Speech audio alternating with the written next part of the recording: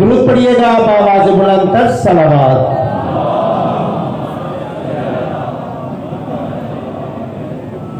انتہائی ادب کے ساتھ ملتمس ہوں سرکار علامہ سید کمال حیدر رضوی صاحب سے تشریف لائیں اور آج کی مجلس سے خطاب فرما کر اجر رسالت ادا فرمائیں۔ اختتام مجلس پر شبیہ گہوارہ شہزادہ علی اصغر علیہ السلام برآمد ہوگا۔ درود پڑھیے گا بآواز بلند تر صلوات۔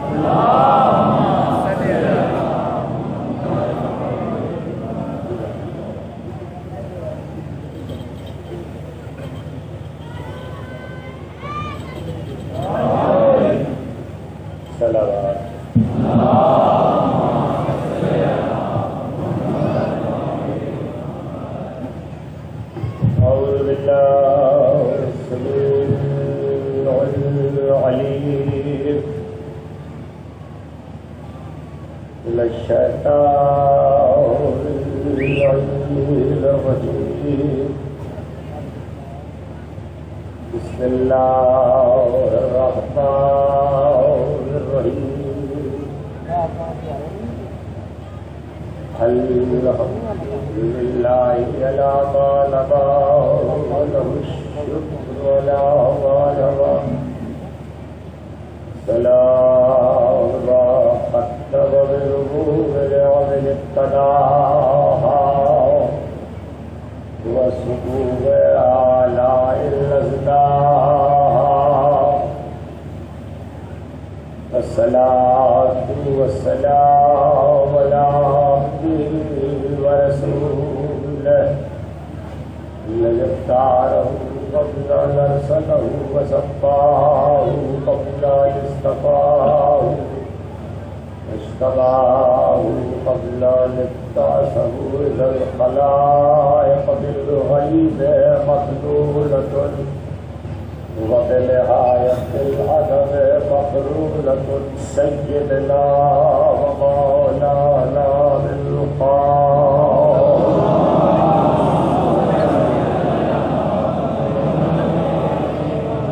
وأهل بيته الطيبين الطاهرين المعصومين المظلومين الذين أذهب الله والرجس وطهرهم تطهيرا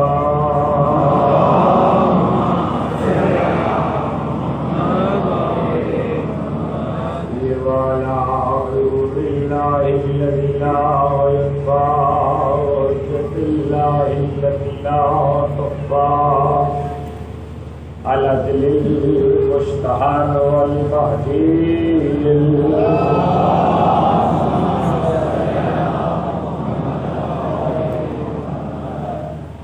هو العبد الثاني ولا علائهم وملك مزائهم وواصل حقوقهم أجمعين في يوم ظلهم إلى يوم الدين أما بعد فقد قال الله سبحانه وتعالى في محكم كتابه الحكيم يا أيها الذين آمنوا استعينوا بالصبر والصلاة إلا الله مع الصابرين ولا تقولوا لمن يقتل في سبيل الله أموات بل أحياء ولكن لا تشعرون ولنبلونكم بالشيء من الخوف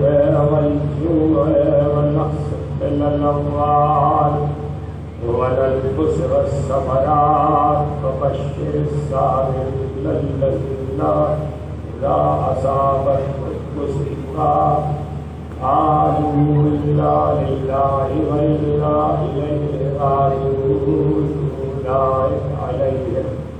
صلوات من ربهم ورحمة وأولئك هم المهتدون.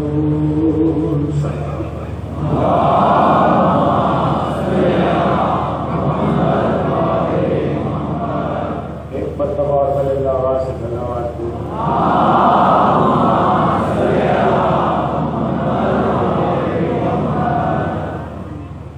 صبر اللہ کا نمائندہ ہے. محرم کے چاند کے ساتھ ہم نے اس سلسلے گفتگو کا آغاز کیا. وقت چھٹے مرحلے میں ہے. سورہ مبارکہ بقرہ کی آیات کے ذیل میں گفتگو اس صفت پر ہے جس صفت میں جس وصف کائنات میں فضیلتوں کے درجے قائم کیے اور پروردگار عالم نے صبر کی بنیاد پر کچھ ہستیوں کو بلند بھی کیا اور ان کو افضل قرار دیا. گفتگو اس مرحلے پہ رکی ہوئی ہے 1,24,000 انبیاء، اس میں بھی 313 رسول اور پھر ان رسولوں اور مرسلین میں 5 اولو العزم. اور مطالبہ اللہ کا قیامت تک کے قرآن پڑھنے والوں سے فاصبر کما صبر اولو العزم من الرسل، صبر کر جیسے اولو العزم رسولوں نے صبر کیا. لوگ ابراہیم، موسیٰ، عیسیٰ اور ہمارا رسول اور حضرت موسیٰ اور خضر کی ملاقات کا بیان جسے قرآن نے بہت تفصیل کے ساتھ کیا ہے. اب 2 روز سے اس پہ رکے ہوئے کہ اللہ نے اپنی کتاب میں صرف یہ نہیں بتلایا کہ مجاہدین کے لیے صبر چاہیے، بلکہ یہ بھی بتلایا کہ عالم کو بھی صبر چاہیے. صبر کے بغیر علم نہیں رہتا، نہ ملتا ہے نہ ہوتا ہے نہ رہتا. حاصل بھی صبر کے ساتھ ہی ہوتی ہے. اور ایک ایسی ہستی جس کے لیے قرآن یہ کہہ رہا ہے کہ علمناہ من لدنا علما، جسے ہم نے اپنے پاس سے علم دیا تھا، وہ موسیٰ سے یہ کہہ رہا ہے، اولو العزم سے کہہ رہا ہے، صاحب شریعت سے کہہ رہا ہے، ایک ایسے نبی سے کہ جو دور پر اللہ سے باتیں کرتا ہے، جس کا خطاب کلیم اللہ ہے، اس سے کہہ رہا ہے لن تستطیع معی صبرا. موسیٰ تم پہ استطاعت نہیں ہے میرے ساتھ صبر کر لے. اور موسیٰ جواب میں کہہ رہے ہیں ستجدنی انشاءاللہ صابرا، اگر اللہ نے چاہا تو آپ مجھے صابر پائیں گے. اور کل گفتگو اس مرحلے میں رک گئی تھی انشاءاللہ تک آ کر. کچھ مطالب ابھی باقی ہے اسی سلسلے کے جو میں چاہتا ہوں کہ آج عرض کر دوں تو پھر آگے بڑھوں کہ اس کے بعد کا جتنا واقعہ ہے، جب موسیٰ نے کہا کہ اگر اللہ نے چاہا تو آپ مجھے صابر پائیں گے، تو خضر نے موسیٰ کو ساتھ لے لیا اور چلے. یہ واقعہ قرآن میں بھی ایسا ہی ہے، تفسیروں میں بھی ایسا ہی ہے، قصص الانبیاء میں بھی ایسا ہی ہے، حدیثوں میں بھی ایسا ہی ہے. چونکہ قرآن نے اس کی جزیات بیان کی ہے، اس لیے واقعے میں کوئی رد و بدل کبھی نہیں ہوا. واقعے کے 3 حصے، اور ایک کے بعد ایک حصہ ہے. موسیٰ چلے ہیں خضر کے ساتھ اور ایک بستی میں پہنچے, اور چلنے کے لیے بستی میں پہنچنے تک جو سفر کیا ہے وہ دریا کا ہے. دریا میں سفر کے لیے کشتی میں سوار ہوئے. جب کشتی میں سوار ہوئے ہیں تو حضرت خضر نے, وہ کشتی ایک لڑکے کی ہے, حضرت خضر نے اس کشتی میں لاٹھی یا عصا یا نیزہ جو بھی آپ کہیں اسے مار کے چھید کر دیا.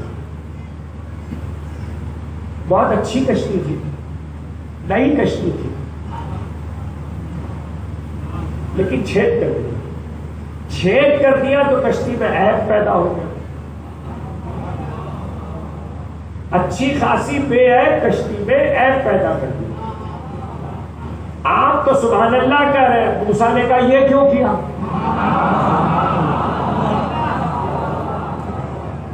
آپ کہہ رہے ہیں سبحان اللہ, حضرت موسیٰ کہہ رہے ہیں یہ کیوں کیا؟ اتنی اچھی کشتی اور ایک بیچارے غریب کی کشتی ہے, اس میں آپ نے سوراخ کر دیا. انہوں نے کہا الم اقل لک, کیا میں نے تم سے نہیں کہا تھا تم صبر نہیں کر سکتے؟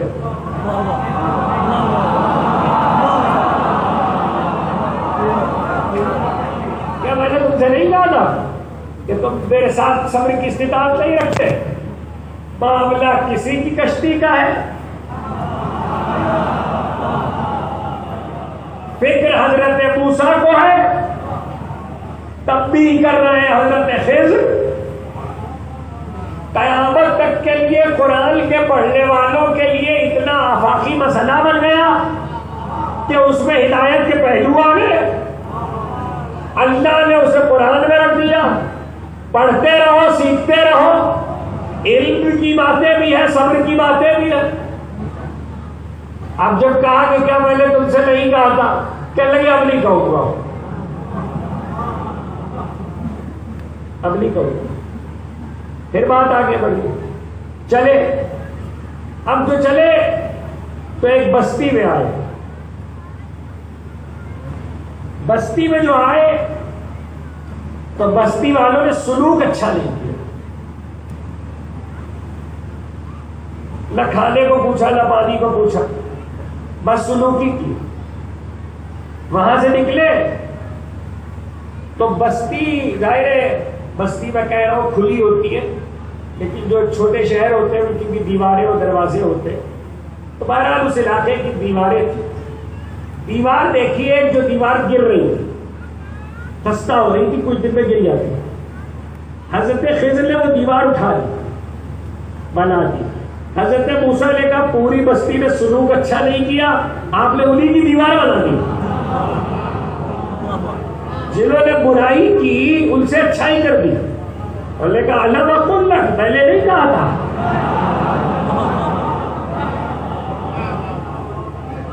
الم اقل لک, میں نے نہیں کہا تھا. کہنے لگے چلیے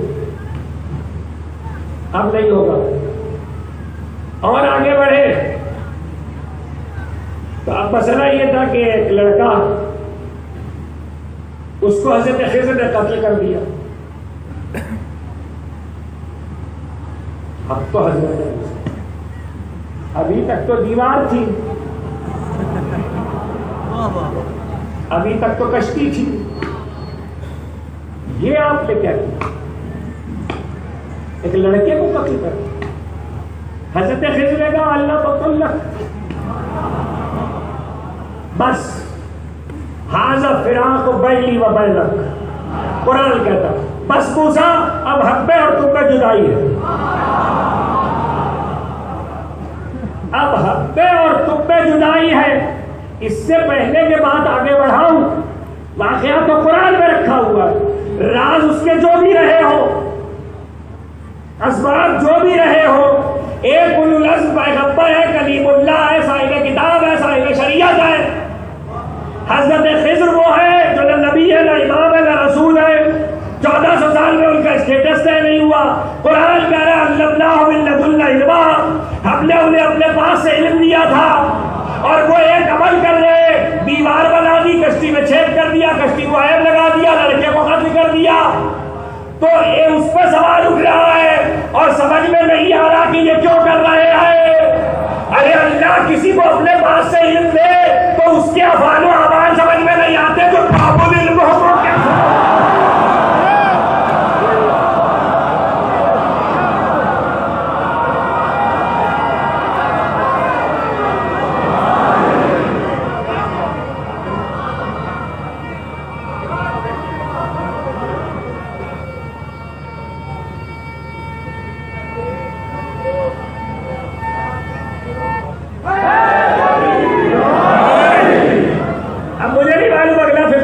کیسے سمجھے گے؟ جو باب مدینۃ العلم ہو،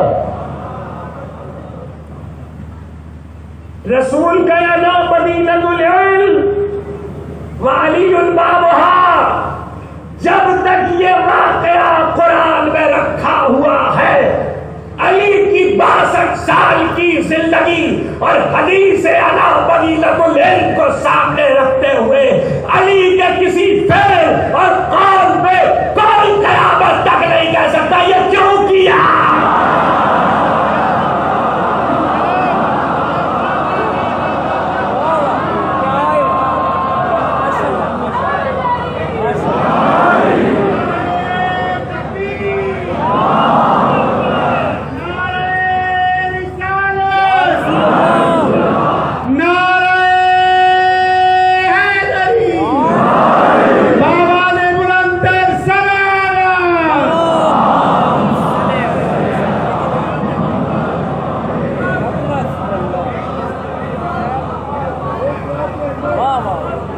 اس میں جرأت ہے کہ علی سے پوچھے کہ یہ کیوں کیا، جہاں تلوار چلا دی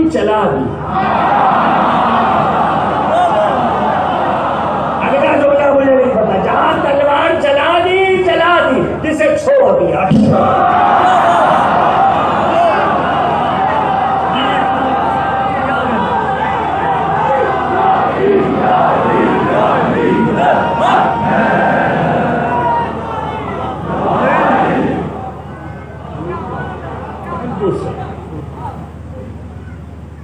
کہا پھر آنکھوں بیلی کو پیدا بس اب ہمارا راستہ الگ اور آپ کا راستہ اللہ اللہ اولو العزم پیغمبر سے، صاحب کتاب سے، صاحب شریعت سے، کلیم اللہ سے کوئی کہتے ہمارا راستہ الگ اور آپ کا راستہ الگ۔ ارے قیامت کہا پھر آپ کو بیگی و بیلت، مطلب تو یہی ہے ہمارا راستہ الگ آپ کا راستہ الگ۔ تو قیامت تک قرآن کے پڑھنے والے یہ ضرور سوچیں کہ صراط مستقیم کہاں ہے۔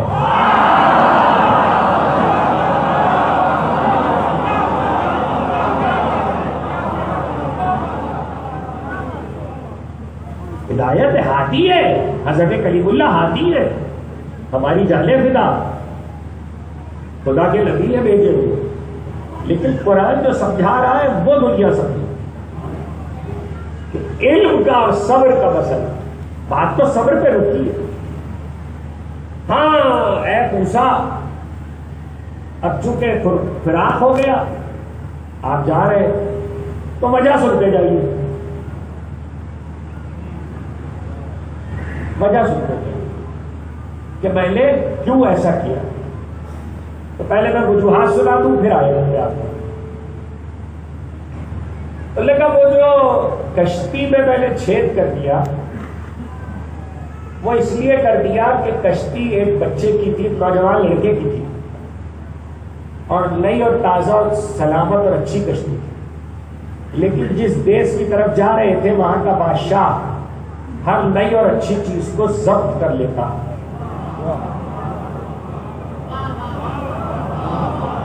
ہر نئی اور اچھی چیز کو ضبط کر لیتا ہے۔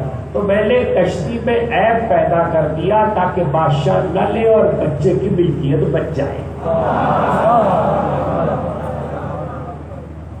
قدرت اگر کہیں عیب پیدا کر دے تو گھبرایا مت کرو، ہو سکتا بچایا ہو۔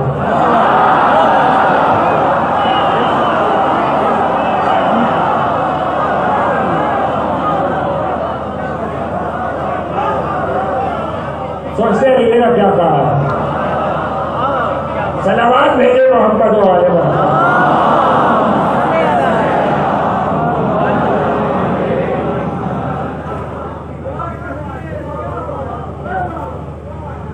پیدل اچھا وہ جو دیوار ہے تو وہ دیوار کا معاملہ یہ ہے کہ بستی والوں کا سلوک تو اپنی جگہ، لیکن دیوار کے نیچے خزانہ دو، اور خزانہ دو یتیموں کا۔ اگر دیوار گر جاتی تو خزانہ ظاہر ہو جاتا اور یتیموں کے مال کی حفاظت نہ ہوتی، تو میں نے اس لیے دیوار سیدھی کر دی تاکہ یتیم جب تک اس عمر کو نہ پہنچ جائے کہ خزانہ نکال لے، اس وقت تک وہ خزانہ چھپا ہے۔ چلو ایک بات تو پتہ چلی، اچھا خزانے سے دولت کے تو نہیں ہوتے؟ چلے وہ کہتا ہوں آپ کو دولت دیکھیے، خزانے سے دولت کے تو نہیں ہوتے، مال کے تو نہیں ہوتے، تہذیبوں کے بھی ہوتے ہیں، اقدار کے بھی ہوتے ہیں، دین کی روایتوں کے بھی ہوتے ہیں، اعتقادات کے بھی ہوتے ہیں۔ اس کا مطلب یہ ہے کہ جہاں خزانے ہو اور وہاں کوئی دیوار ہو تو حضرت خضر کی سنت پہ عمل کرو، دیوار اٹھاتے رہو۔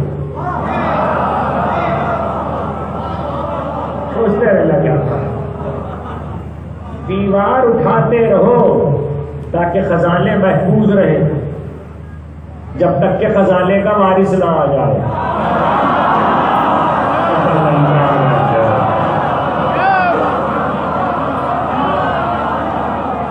جب تک کہ خزانے کا وارث نہ آ جائے دیوار اٹھاتے رہو۔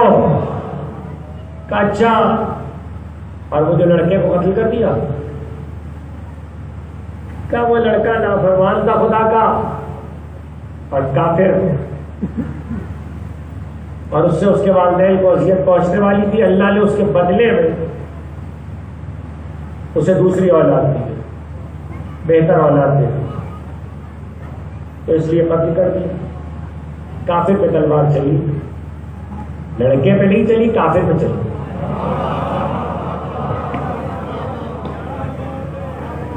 یہ فرق بھی زمانہ یاد رکھیں۔ اب یہ تین باتیں ہوئی اور تین باتوں کی وجوہات۔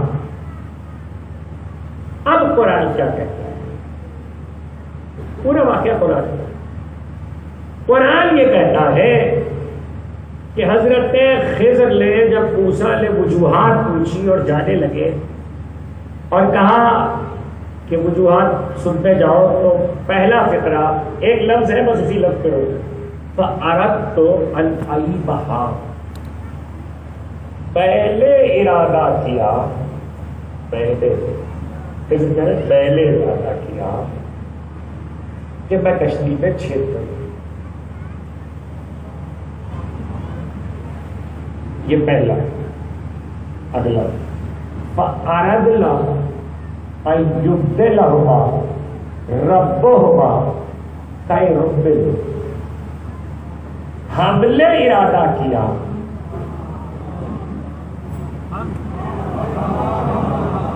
کہ ان دونوں، اس کا پروردگار والدین کو، جو بچہ قتل ہوا تھا، لڑکا قتل ہوا تھا، اس سے بہتر اولاد عطا کرے۔ ہم نے ارادہ کیا،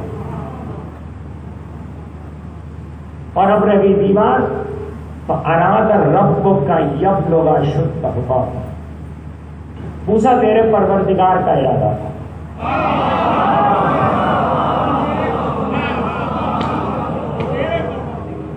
اب یہاں پر تین جگہ پر ایک ہی لفظ ہے، اور وہ لفظ ہے ارادہ۔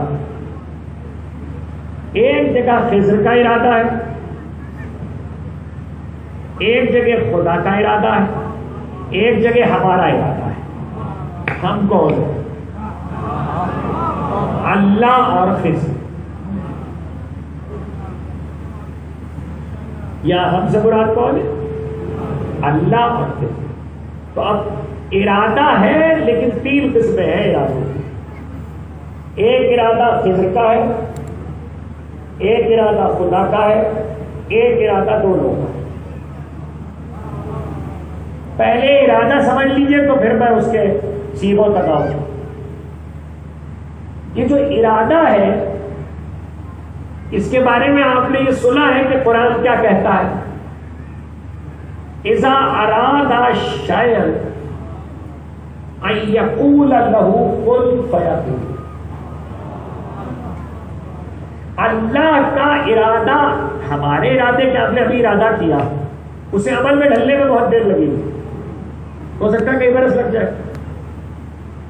اللہ کا ارادہ یہ ہے کہ ادھر ارادہ کرتا ہے، کہتا ہو جاتا ہے. جس کا ارادہ ہی ایسا ہے کہ ہو جاتا ہے، وہ خضر سے کام کروا رہا ہے.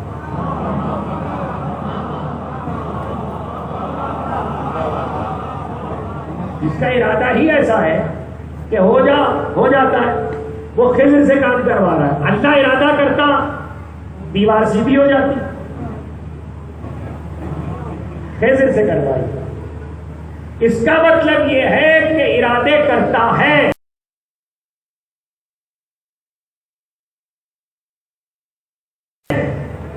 اور ہو بھی جاتا ہے، لیکن کسی کو مظہر بناتا ہے.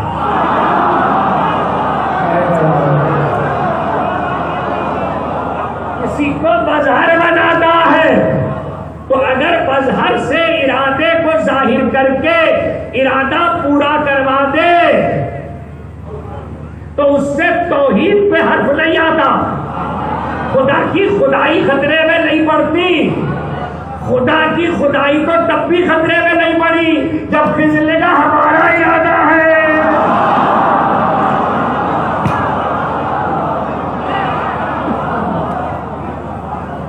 ہمارا ارادہ ہے.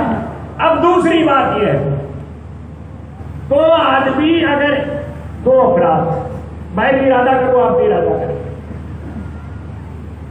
تو ایسے موقع پر یہ ایک الگ بحث ہے کہ دونوں کا ارادہ ایک ہے کہ ایک جیسا ہے. قرآن کی لغتیں لکھنے والوں نے لکھا کہ ایسے موقع پر لفظ ارادہ نہیں آتا. وہ سورہ یوسف کا لفظ یاد رکھیے گا، وہاں آیا راوتہ عن نفسہ، جو 3 بار زلیخا نے کہا راوتہ عن نفسہ فقد استعصم. یوسف کا کوئی قصور نہیں ہے. یہاں راوتوں کا مطلب ارادے ہی سے ہے. میرا ارادہ تھا، میں نے اسے مائل کیا تھا، وہ تو خود کو بچا کے لے گیا. زلیخا نے کہا وہ تو خود کو بچا کے لے گیا. اچھا، قرآن نے اس سے پہلے ایک مقام پہ کہا لقد حبت بہ وحب بہا لولا ان رأى برہان ربہ. ایک ارادہ یوسف نے کیا، ایک ارادہ زلیخا نے کیا. اور اگر یوسف اپنے پروردگار کا برہان نہ دیکھ لیتے، قرآن کے ٹکڑے چلے گئے، جتنے ہیں اتنا بیان کر رہا.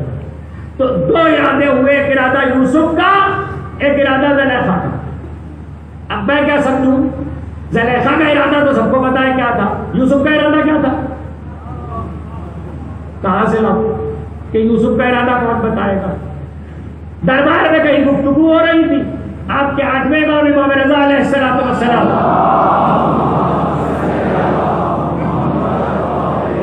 زلیخا کا ارادہ تو آپ کو پتا ہے، وہ تو بتانے کی ضرورت نہیں ہے ممبر سے تفصیل سے کہ زلیخا کا ارادہ کیا تھا. کہا کہ قرآن نے کہا لقد حبت بہ وحب بہا لولا ان رأى برہان ربہ. ایک ارادہ یوسف نے کیا، ایک ارادہ زلیخا نے کیا. اب یہاں سوال ہے قیامت تک قرآن کے پڑھنے والوں کے کہ وہ ارادہ جو زلیخا نے کیا تھا وہ تو پتا ہے، یوسف نے ارادہ کیا کیا تھا. تو ہو سکتا ہے مجھ جیسا جاہل کبیل یہ سمجھے کہ جو ارادہ زلیخا نے کیا تھا معاذ اللہ وہی ارادہ یوسف نے کر لیا. تو یہ سوال اٹھا، امام رضا علیہ السلام کے سامنے اٹھا، اور امام سے پوچھا گیا کہ آخر یوسف کا ارادہ کیا تھا. تو آپ نے کہا کیا کہتے ہیں پڑھے لکھے لوگ، کیا کہتے ہیں؟ کوئی بارے میں کچھ بول رہا؟ انہوں نے کہا ہاں جو زلیخا کا ارادہ تھا وہی یوسف کا ارادہ تھا. آپ کو پتہ ہے امام نے کیا کہا؟ جیسے کہ جو زلیخا کا ارادہ تھا وہی یوسف کا ارادہ. امام نے کہا وائے لوگو وائے ہو تم پر، انبیاء کی طرف فحش کی نسبت دیتے ہو. اب دوسرا جملہ مجھے نہیں پتا آپ کیسے سمجھیں گے. انبیاء کی طرف فحش کی نسبت دیتے ہو، یہ کیسے ہو سکتا ہے؟ جو ارادہ زلیخا نے کیا وہی ارادہ یوسف کر لے. اور پھر بے ساختہ امام نے دوسرا جملہ کہا. امام نے کہا کیا تم یوسف کے دل میں بیٹھے تھے؟ کیا تم یوسف کے دل میں بیٹھے تھے کہ یوسف کا ارادہ بتا رہے ہو؟ تو امام نے قیامت تک کے لیے یہ بات تو بتا دی، کسی کے عمل میں گفتگو کر لینا، ارادوں پہ مت کرنا. یہ بیان یاد رکھیے گا، کسی کے عمل میں گفتگو کر لینا، ارادوں پہ مت کرنا. اس لیے کہ تم کسی کے دل میں نہیں بیٹھے. کان میں آواز پڑتی ہے اس لیے کہتا ہوں آج مجلس میں مجمع بہت تھا، اس لیے کہ تبرک کھلایا گیا، تم عزاداروں کے دل میں بیٹھے تھے.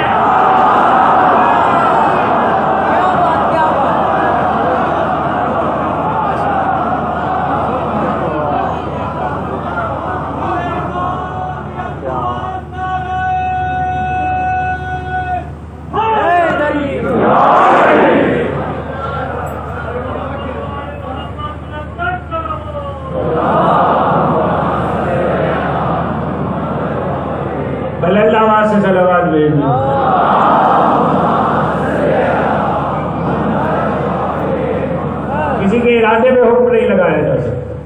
اب واپس آئیے اللہ کا ارادہ. اگر دو آدمی ارادہ کریں آمنے سامنے تو اس کے لیے راوت کا لفظ آ رہا ہے. لیکن اگر ایک کا ارادہ ہے اور وہ ایک کا ارادہ بھی ایسا ہے کہ نہ کوئی چیلنج کرنے والا ہے نہ کوئی مقابلے پر ہے، تب بہت تیز گزرو. نہ کوئی مقابلے پر ہے نہ کوئی چیلنج کرنے والا، اور ارادہ بھی ایسا ہے کہ ادھر کہتا ارادہ کرتا ہے، ادھر کہتا ہو جا تو ہو جاتا. مجھے بتائیے جو اللہ کے ارادے کو نہ سمجھے. کل تقریر کہاں رکی تھی؟ نافذ پہ رکی تھی. رسول کے قول سے ہوگا اور ہے بتایا تھا. جس کے محبوب کا ہوگا اور ہے ایسا نافذ ہے. اس اللہ کا ارادہ کیسا نافذ ہوگا؟ کبھی اس رخ سے بھی آیت پڑھنا انما یرید اللہ لیذھب عنکم الرجس. اللہ کا ارادہ ہے کہ رزق تم سے دور رکھے. مطلب کیا سمجھے؟ رزق سرمار کے مر جائے کہیں جا سکتا ہے.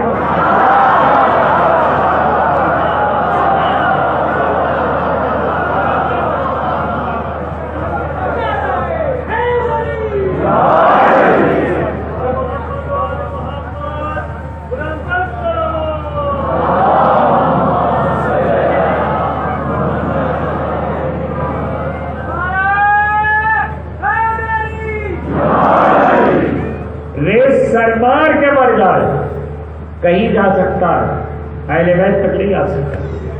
اس لیے کہ اللہ کا ارادہ. اور اب ایک منزل اور ہے ارادے کی، وہ بھی قرآن میں ہے. اور اگر آج اس میں رک گیا تو حضرت خضر والے 3 لفظ باقی رہیں گے تو پھر کل اس پہ بات ہو جائے گی. اور وہ منزل ہے سورہ طارق، اور اسے بھی سمجھ لیجیے. ایک لفظ ہے ارادہ، ایک لفظ ہے راوت، دوسرا لفظ تیسرا لفظ ہے روئے گا. اور یہ بھی ارادے سے. اور یہ اس وقت آتا ہے، یہ لفظ آتا اس وقت ہے کہ جب توجہ دیجیے گا، ارادہ کرنے والا کسی کو مہلت دیتا ہے. فَمَهِّلِ الْكَافِرِينَ أَمْهِلْهُمْ رُوَيْدًا. کافروں کے لیے مہلت ہے، مہلت. اس مہلت کو وہ نرمی نہ سمجھے. مطلب یہ کہ یہاں پر بلاغت یہ کہ تہیا ہو چکا ہے جو ان کے ساتھ کافروں کے ساتھ ہونا ہے. تہیا ہو چکا ہے. یہ جو وقت ملا ہوا ہے کافروں کو، اس کو وہ اپنے لیے عزت نہ سمجھے، اس کو وہ اپنے لیے اختیار نہ سمجھے، اس کو وہ اپنے لیے زندگانی دنیا پہ تصرف نہ سمجھے۔ یہ تو مہلت ہے، لفظ پہنچ گیا تو کچھ کہنے کی اجازت ہے، فیصلہ تو ہو چکا ہے، ارادہ تو ہو چکا ہے، لیکن اگر وقت ملا ہوا ہے تو اس کو تصرف نہ سمجھو۔ اب سمجھ میں آیا کہ علی کی بیٹی نے دمشق کے دربار میں کیا کہا تھا، یزید یہ اقتدار نہیں ہے، مہلت ہے۔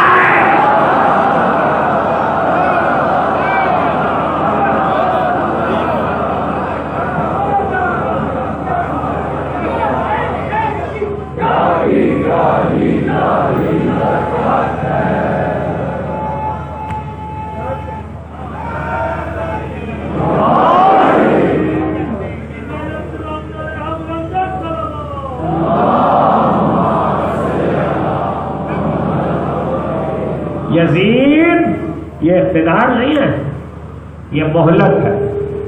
تو ارادہ یہ بتا رہا ہے لفظ۔ اب واپس آئیے، آج بات جہاں رک جائے گی کل یہیں سے مسلسل ہے۔ بتاؤ کہ پہلا ہی بتائیے محمد والے حضرت خضر نے کہا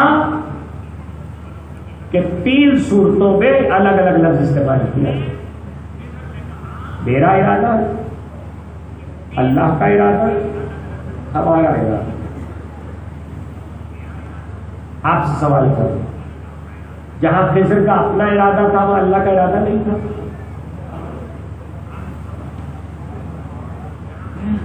کیا کوئی کہہ سکتا ہے جہاں خضر کا اپنا ارادہ تھا وہ اللہ کا ارادہ نہیں تھا؟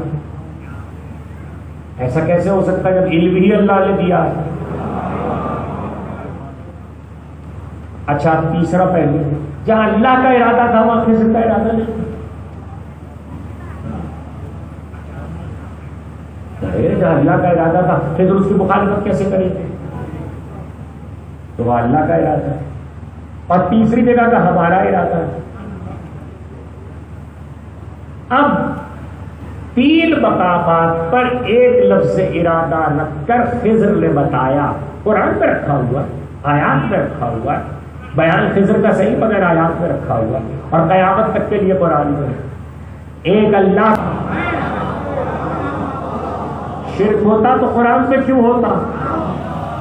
اب اللہ نے بتلایا صرف یہ ہے کہ نہ تو خدا کا ارادہ کہنے سے خضر کی مخالفت ہے، نہ خضر کا ارادہ کہنے سے خدا کی مخالفت ہے، لیکن اور نہ ہمارا ارادہ کہنے سے کوئی شرک ہو رہا ہے۔ لیکن اللہ یہ بتلا رہا ہے، یہ بہت ٹیکنیکل بات ہے جو اس وقت میں نے صبر کے عنوان سے آپ کے حوالے کر دی ہے۔ اللہ یہ بتلا رہا ہے جب ہم اپنے پاس سے کسی کو علم دے دیتے ہیں، جسے علم لدنی کی اصطلاح میں کہا گیا، علمناہ من لدنا علما، تو پھر اس کا اسٹیٹس نبی نہ بھی ہو، رسول نہ بھی ہو، ولی نہ بھی ہو، اس کا اسٹیٹس یہ ہے، اس کا اسٹیٹس، اس کی حیثیت یہ ہے کہ وہ ارادہ کرے تو ہم ارادہ کرتے ہیں، ہم ارادہ کرے تو اس کا ارادہ ہوتا ہے اور ہمارا ارادہ ہوتا ہے۔ اب جو سمجھے گا وہ سمجھے گا۔ اب اگر قرآن آواز دے دے وما تشاءون الا ان یشاء اللہ، اے اہل بیت تم تو کچھ نہیں جانتے جو اللہ جانتا ہے، جو وہ جانتا ہے وہ یہ جانتے ہیں، جو یہ جانتے ہیں وہ جانتے ہیں۔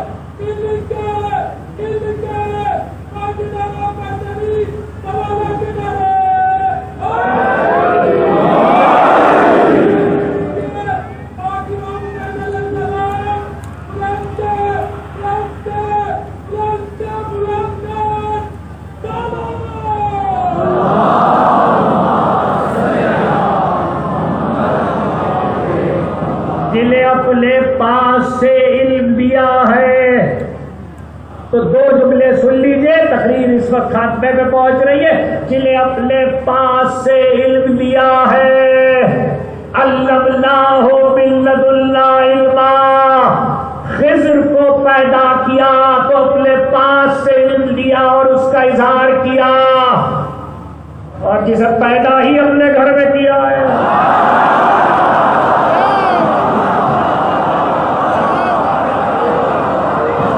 اسے علم کہیں اور سے دیا ہے، وہاں تو دوہری بات ہے، اپنے گھر میں پیدا کیا ہے، اپنے پاس سے بھی علم لیا ہے، رسول نے زبان بھی سنائی ہے۔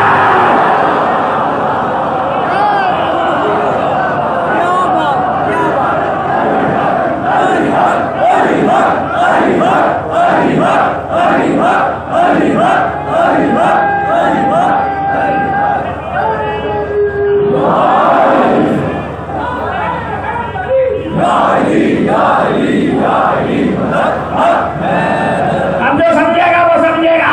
خضر نے، حضرت خضر علیہ السلام نے کشتی میں چھید کر دیا۔ موسیٰ نے کہا کیوں کیا؟ مگر جبریل نہیں آئے، جبریل نہیں آئے۔ خضر اپنے ارادے سے کیا کر دیا؟ ہم نے تو کلیم اللہ کو تمہارے پاس سیکھنے کے لیے بھیجا تھا، ہماری باتیں کرو، اپنا ارادہ کیا ہے؟ جاؤ حدیث کی اور تاریخ کی اور تذکروں کی کتابوں میں دیکھو، جہاں تفصیلات ہے۔ علامہ جلال الدین سیوطی نے پوری کتاب نبی کے بعد علی نے پلٹایا۔ ایک بار جبریل آ جاتے، یہ ہماری کائنات کے ساتھ تم کیا کر رہے ہو؟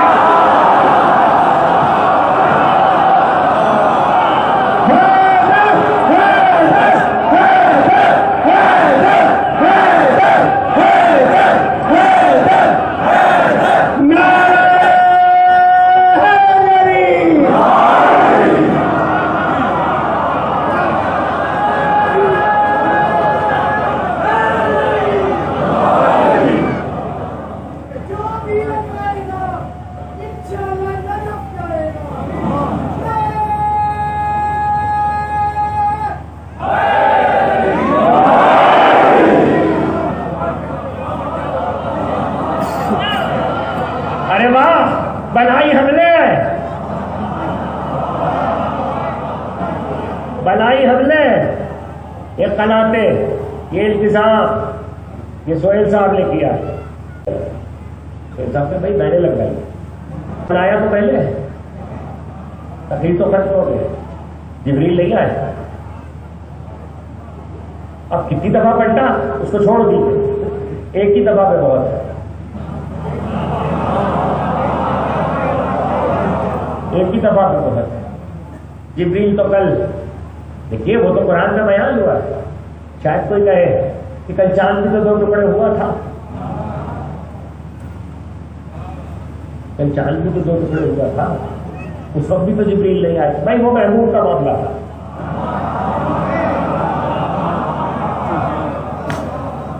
تکلیف تو ختم ہو چکی ہے، وہ تو محبوب کا معاملہ تھا، وہ تو محبت کے معاملات تھے۔ محبوب کو کون کہتا ہے؟ ارے مانو محبت تو ماننا پڑے گی باقی مجلس میں کہ یہ تو دو ٹکڑے ہونے کا واقعہ، بچپن کے واقعات تو بیان نہیں ہوتے رسول کی۔ حضرت عبد المطلب نے روایت کیا، اسے ظاہر ہے جس نے بچپن دیکھا ہے وہی بتائے گا۔ تو حضرت عبد المطلب میں رسول لیتے تو رسول چاند کو اشارہ کرتے تھے اور ایسے کرتے تھے، ایسے۔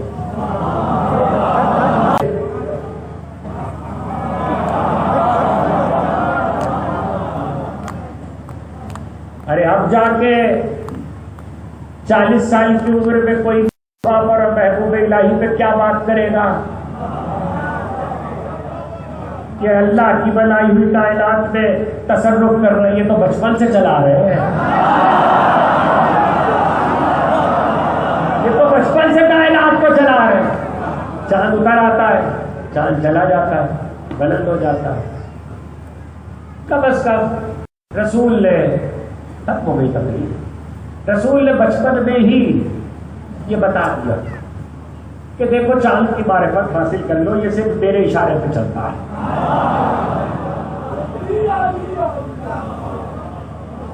اب جو سمجھا وہ سمجھا، جو نہیں سمجھا اسے کیا سمجھا. چاند کو سمجھ لو، چاند سے تیرے اشارے میں چلتا. بچپن کا اشارہ. بچپنا کیسا ہے؟ اشارہ ہو، چاہے ہاتھ سے ہو چاہے پورے وجود سے. اشارہ ہی تو تھا جو جھولے سے مجھ کو گرا دیا.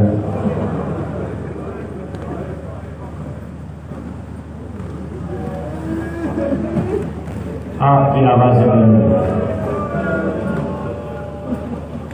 خدا آپ کی آوازوں پہ رحمت نازل کرے. خدا آپ کی آنکھوں پہ رحمت نازل کرے. سیدہ کو جیسے آپ کے آنسو پسند ہے، ایسی گریے کی بلند آوازیں بھی پسند ہے.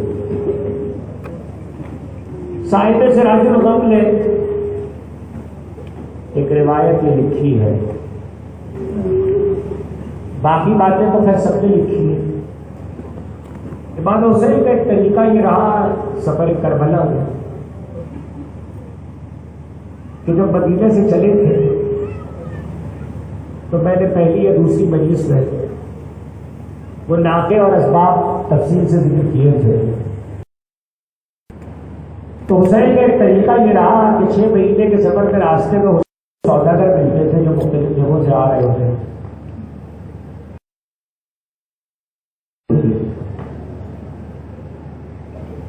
وہ قیمتی چیزیں جب وہ سوداگر ملتے تھے اور امام حسین سے آ کے ملاقات کرتے تھے تو حضرت پوچھتے تھے کہ تمہارے پاس کیا کیا ہے. جب وہ بتلاتے تھے دنیا کے مختلف جگہوں سے لائی ہوئی چیزیں حسین کو خریدتے تھے اور کہتے تھے یہ ناکوں پہ بار کر دو وقت. بہت حیران ہے تاریخ اس بات پر کہ جس نے کبھی زندگی میں قیمتی چیزیں اس طرح سے نہیں خریدی، وہ کربلا جاتے ہوئے جبکہ یہ جانتا ہے اور سب کو یہ خبر دیتا ہوا جا رہا ہے کہ میں قتل ہونے جا رہا ہوں. مکے سے چلے تو یہ کہا اسے الکان عدیل و محمد اللہ یستقم اللہ بتکلیف یاسیوف خزیبی. اگر مصطفیٰ کا دین میرے قتل کے بغیر نہیں بچ سکتا تو تلواروں ہاؤ مجھے ٹکڑے ٹکڑے کر دو. تو جو خبر دیتا ہوا جا رہا ہے وہ قیمتی چیزیں 6 مہینے کے سفر میں، جس کو اپنے شہادت کے وقت کا بھی پتا ہے، شہادت کے دن کا بھی پتا ہے، جس کو نبی خبر دے کر گئے وہ قیمتی چیزیں کیوں لے رہا ہے، کیوں خرید کے سامان میں رکھ رہا ہے. ایک ہی وجہ لکھی ہے تاریخ میں، مورخین نے تجزیہ نکالی ہے کہ حسین نے اتنی قیمتی چیزیں سامان میں اس لیے رکھوائی تھی کہ جب شام غریبہ میں لوٹ پڑے تو یہ سب لے جائے زینب کی چادر چھوڑ.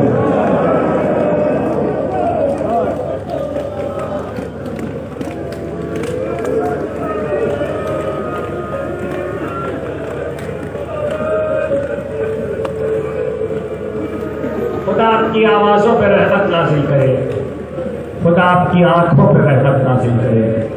سیدہ کو جیسے آپ کے آنسو پسند ہے ایسی گریے کی بلند آوازیں بھی پسند ہیں. ابھی کہہ رہا تھا مصائب تو احساس کا نام ہے، مصائب کسی بیان کا نام نہیں ہے.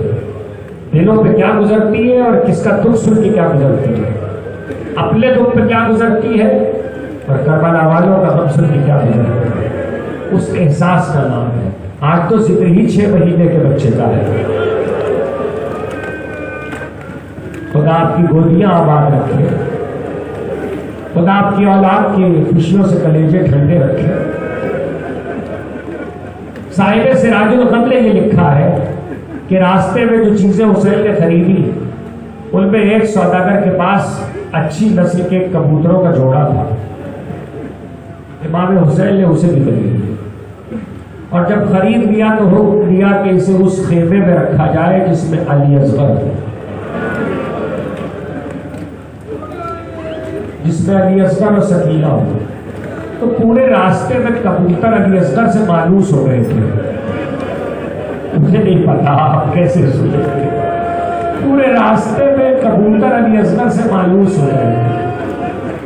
جب 4 محرم کو پانی پہ بندش ہوئی اور پھر پانی کا ذخیرہ ختم ہوا تو امام حسین نے جناب ام کلثوم سے وہی جملہ کہا جو 18 رمضان کو حضرت علی نے ام کلثوم سے کہا تھا گھر میں پلی ہوئی مرغابیوں کے لیے کہ بیٹا یہ نوحہ کرنے والیاں ہیں، اگر ان کے دانے پانی کا خیال رکھ سکو تو رکھنا، ورنہ آزاد کر دینا۔ امام حسین نے جناب ام کلثوم سے کہا بہن پانی بچوں کے لیے نہیں ہے، یہ پرندے پیاسے مر جائیں گے، ان کو آزاد کر دو۔ پرندے آزاد کر دیے گئے۔ جب پرندوں کو آزاد کر دیا گیا تو وہ گئے نہیں، وہ کبوتر گئے نہیں۔ سنیں گے آپ ان کبوتروں نے کیا کیا؟ وہ کبوتر فرات پہ جاتے تھے، جب انہوں نے علی اصغر کو پیاس میں دیکھا تو وہ کبوتر اتنے مایوس ہو چکے تھے کہ فرات پہ جاتے تھے۔ کبوتر کی چونچ اور ملکار میں کتنا پانی آتا ہے، وہ پانی لے کے ملکار میں آتے اور اس کے بعد وہ کبوتر کا جوڑا علی اصغر کے گہوارے کے اوپر اپنے پر پھیلاتا اور مقصد یہ ہوتا شہزادے ذرا دہن کھولئے، ہم سکائی کر دیں مگر یہ بھی تو حسین کا نام ہے۔ 2 بار کبوتر گئے اور آئے تو پسرے صاحب نے دیکھا کسی جگہ کوئی ہے جو تیر چلائے، ارے یہ علی اصغر کے ناصر سے جو مارے گئے۔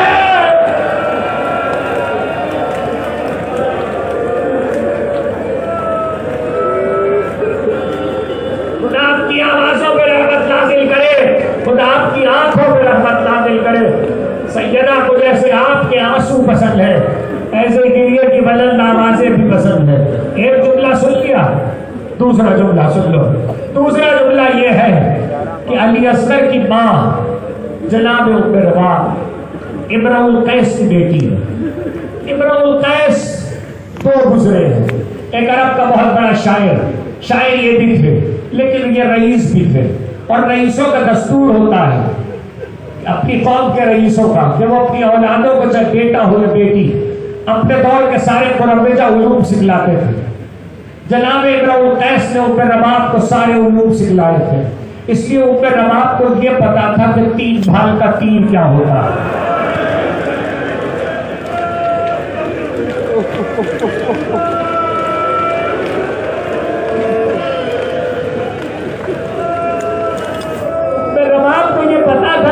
بھال کا تیر کیا ہوتا ہے، پر زیادہ تفصیل نہیں کر سکتا لیکن اتنی سن لو، عرب کی تاریخوں میں اسلحے کے حالات جا کے دیکھو تو پتا چلے گا 3 اس سے پرندوں کو بھی نہیں مارا جاتا، لوہے کی مضبوط۔ تیسرا جملہ یہ ہے کہ جب حسین نے میدان کربلا میں استغاثہ کیا تو یہ بات کو روکا، حسین خیمے کی طرف آئے اور آپ نے کہا زینب کے رولے کا خون کیسا ہے، تو کہا جب سے آپ نے استغاثہ کیا ہے علی اصغر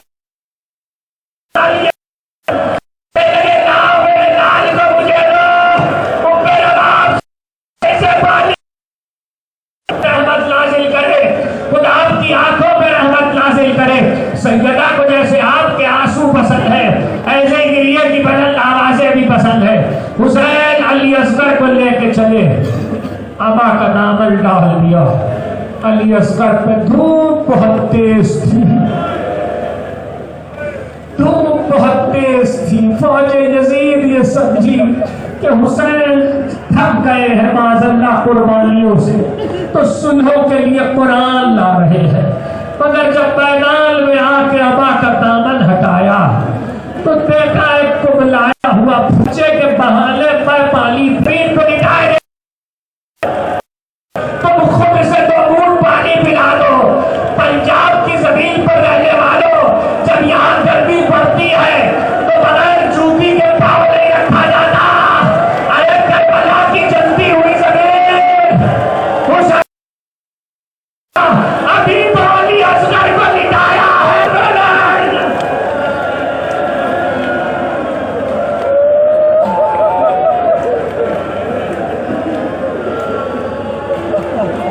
خدا آپ کی آوازوں پہ رحمت نازل کرے، خدا آپ کی آنکھوں پہ رحمت نازل کرے۔ سیدہ کو جیسے آپ کے آنسو پسند ہے ایسی گریہ کی بلند آوازیں بھی پسند ہے۔ حسین نے بچے کو اٹھا لیا، اور ایک بار کہا میرے لال تم حجت خدا کے بیٹے ہو، حجت کو تمام کرو، خدا کسی میں غربت کا یہ وقت نہ لائے۔ حسین کے اس بچے نے علی اصغر نے سوکھی ہوئی زبان خشک قلم ہوتی ہوئی فوج کو دیکھا، پکار کے کہا حرملا اخطا کلام الحسین، حسین کے کلام کو قطع کر۔ حرملا نے چلے میں تیر جوڑا، تیر یاد رکھنا، تیر جوڑا، ایک بار تیرا ہاتھ کیسے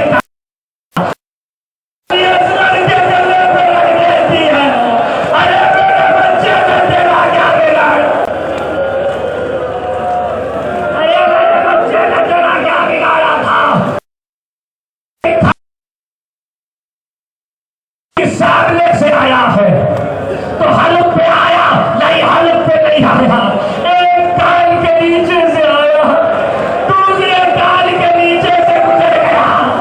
علی اصغر لہر ہو گئے، آزاد آیا، رونا جتنا رونا ہے، اس لیے کہ علی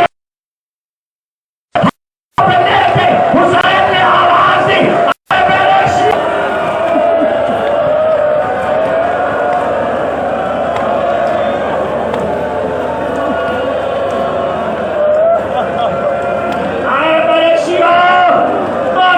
سن لو، اے میرے شیعوں، کاش تم ہوتے تو دیکھتے کہ میں کیسے سے آ رہا ہے۔ جب تک جھولا آتا ہے جملہ سن